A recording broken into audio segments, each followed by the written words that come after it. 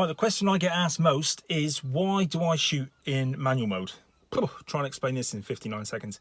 Main reason is, if I leave the camera in aperture priority or shutter priority or P mode, when the camera goes to take a shot, it will meter the scene, and every time it will try and get a perfect exposure. Yeah, that's about as the camera will automatically try and get a perfectly exposed shot. But obviously, being a landscape photographer, I don't always want the perfectly exposed shot. I'll be shooting at sundown or sunrise, and I want parts of the scene darker to enhance the sky. That's why I shoot in manual, because I'll tell the camera what to do. If the sky's too bright, I'll drop a filter in to slow the brighter sky down. Shoot manual, tell the camera what to do. If you leave it to the camera, it will try and get a perfectly exposed shot every time, and you don't always want that.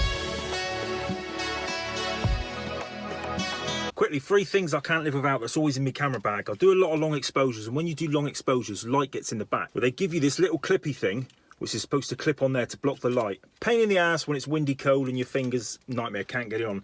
So I've covered over my eyepiece that comes with the camera. When I do my long exposure, that baby there just sits on the black, no light can get in.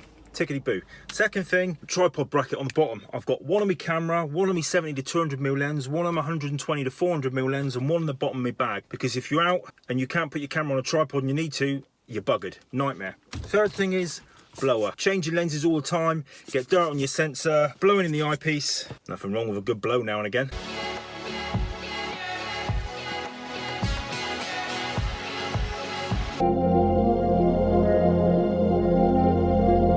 Something about hay bales, straw bales, whatever you want to call them. If ever you're driving past the field, stop.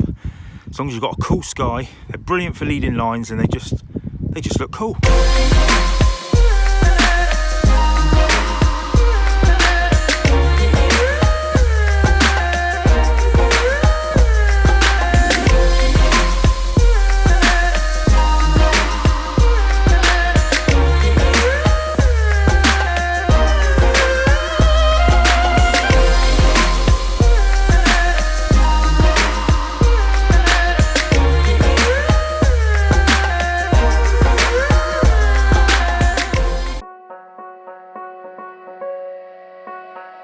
You'll hear most landscape photographers saying, oh, the only time I shoot landscapes is sunrise or sunset, because that's when the light's better. It's true in some cases, the light is good, because obviously in the morning or at night, the sun's rays have got to cut through more of the Earth's atmosphere, so you get some cool colours. But that doesn't mean when the sun's up high midday, you've got to chuck your camera away. Best thing to do is head for rivers, especially this time of the year, because in the summer, loads of canopy, loads of leaves on the trees, because the sun's beating down on the top of the trees, and you get nice pockets of rays of light shooting through, and you get some really cool shots.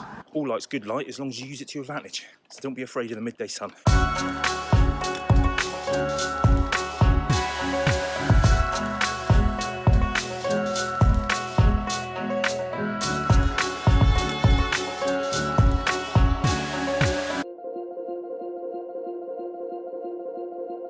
Right, evening all. I'm lucky enough to be down Hale in Cornwall, Gwithian Sands that way, St Ives that way, and I've got a shot here.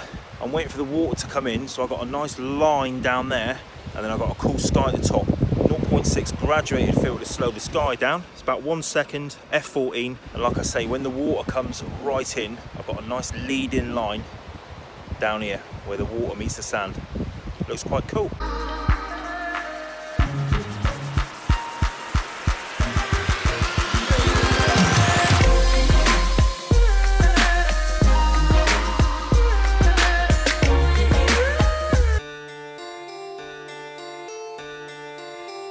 I've missed out on so many pictures because I've been out with my camera, the light's been low, and I haven't wanted to up the ISO because I'm worried about noise in my pictures. So I've missed out loads and loads and loads. When I used to go for a walk in the evening, I used to bin the camera because I didn't want to take my tripod with me, and I'd miss out on loads of shots. Went out the other week, got a Canon 5D Mark II, so it's quite a, well, 11 years old. So I've never really wanted to push the ISO, but bang the ISO up to like 4,000, f4.5, focused on the lighthouse in these shots.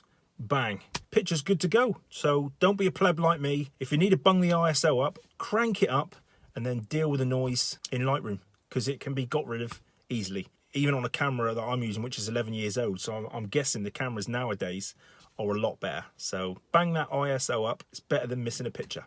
Cool, cheers, bye.